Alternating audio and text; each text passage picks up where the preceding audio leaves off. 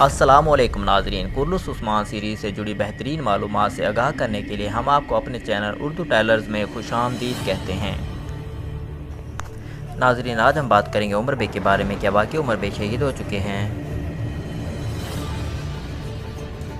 और इसके अलावा उस्मान बे के बारे में बात करेंगे। क्या वाकई उस्मान बे ने सुल्तान मसूद की मुखालफत की है? इसके ऊपर तफसील से बात करेंगे।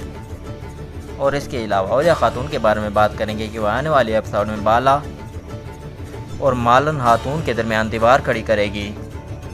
ये सब जानने के लिए हमारी वीडियो को आखिर तक देखिएगा और हमारे चैनल को सब्सक्राइब करके साथ में लगे बेल आइकन को भी ऑन कीजिए ताकि आप लोगों को हमारी हर नई आने वाली वीडियो का नोटिफिकेशन मिल सके।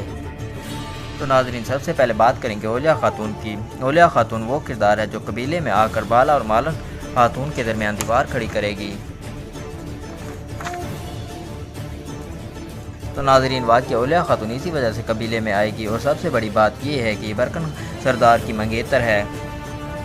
इसके बारे में हम पहले ही आपको आगाह कर चुके हैं कि बरकन सरदार की मंगेतर ये आने वाले एपिसोड में बाला और मालन खातून के दरमियान दीवार खड़ी करेगी।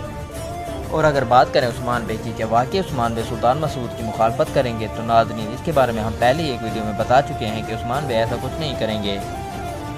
अगर ऐसा करेंगे तो सुल्तान मसूद को कायल करेंगे और इसका सबूत हम पहले दे चुके हैं, क्योंकि तारीख में भी कुछ ऐसा ही है। सुल्तान मसूद और उस्मान बे के दरमियान कोई भी ऐसा फसाद नहीं था जिसकी वजह से सीरियल में ही दिखाया जाए।